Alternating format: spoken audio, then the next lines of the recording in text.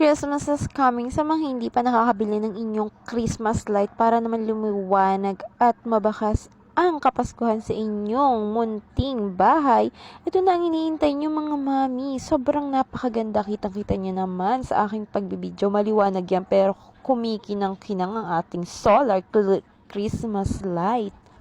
So, sa mga hindi pa nakakabili, bili na kayo sa aking yellow basket at sinisigurado ko sa inyo na napakaganda, affordable, at talagang hindi ka magsisisi kasi tingnan mo naman, mami.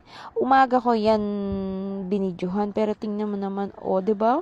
Lumiliwanag at kumikislap-kislap, kumukuti-kuti-tap. Kaya, ano pang iniintay mo? Order ka na sa aking yellow basket. Meron siyang mode na pagpipilian mo. Meron din siyang patayan dyan. At ikaw na ang bahala kung anong gusto mong mode. Kung patay scene, diba? O bahala ka na. So, ang mararato ko sa'yo, ito na, Christmas light na solar at hindi ka nagagastos sa kuryente. So, ano pang iniintay mo? Check mo yellow basket. Thank you for watching!